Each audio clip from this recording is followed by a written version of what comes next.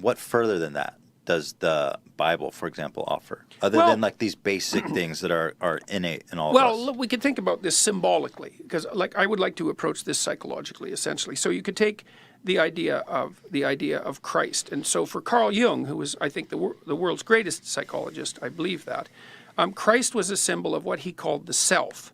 And the self would be the source of your conscience. That's a way of thinking about it. The self would also be, from the Jungian perspective, everything you are plus everything you could be.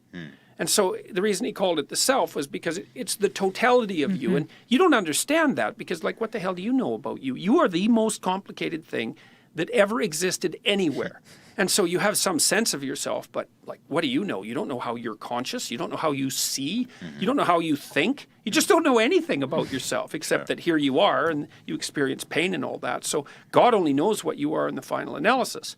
And so, but Jung believed that Christ was a symbol of what you are. And so part of that meant, for example, here's two things. It meant that, oh, here's a pathway through life that seems to be appropriate.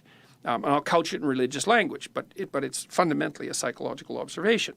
So it's something like, pick up your burden, so that would be the cross. That's the burden of mortality and betrayal, because that's what the cross signifies. Pick that up voluntarily and bear it. Okay, so that's your first goal. You do that without resentment and without bitterness. That helps constrain evil. Life is hard. You're subject to malevolence. You accept that without bitterness, and that requires that's a heroic act because really you're going to take that on fully, right? So that helps you transcend that suffering.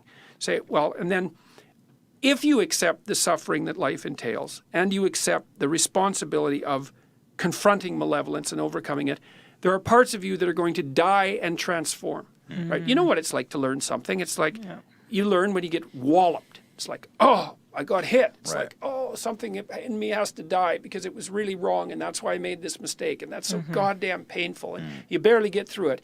But then you reemerge from that underworld, and you're a better person for it. And so Christ is a symbol of that thing that dies and is reborn and dies and is reborn. And so that's I like so that.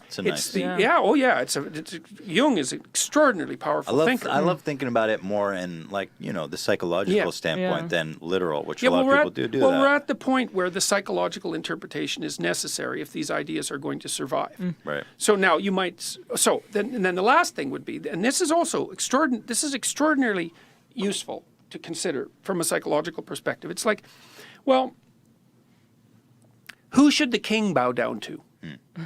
Well, no one, okay, because he's the king. There's no one above the king because there's no transcendent deity. There's no transcendent good. There's the king. Okay, well, that means the king can do whatever he wants. Well, that's no good because then everyone dies, right? It's like ultimate tyranny.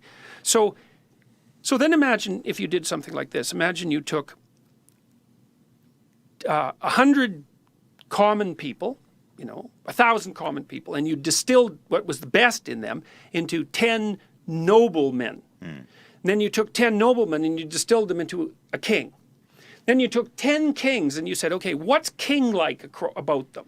So what's the essence of being a king?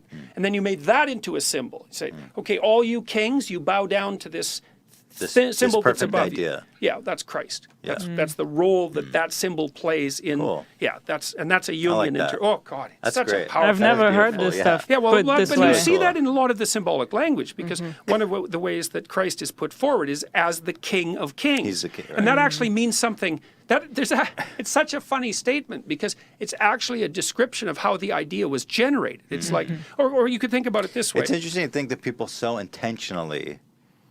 we're so intentional with their writing of the Bible. Like that's kind of genius literature that people don't even think about approaching literature that way anymore.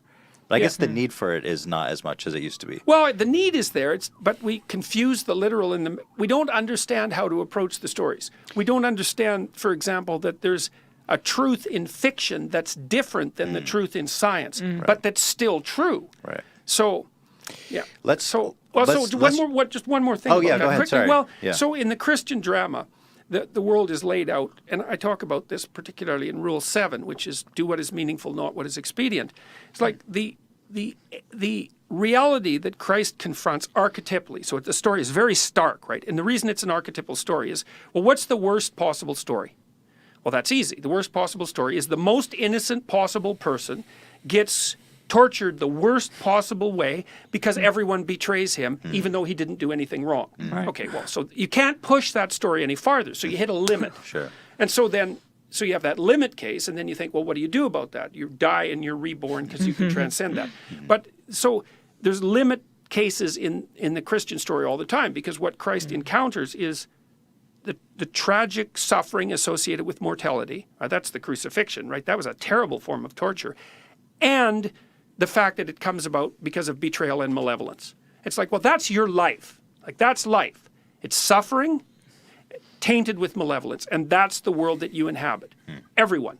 So how do you deal with that?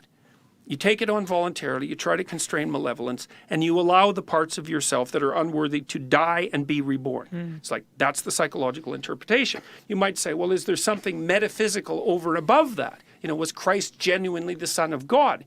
Well, that's a different question. Sure. And so, but I also think, I've had this intuition, that sometimes that the material world organizes itself in a way to reach up to the spiritual world, and that the spiritual world arranges itself to reach down to the material world, and sometimes they touch.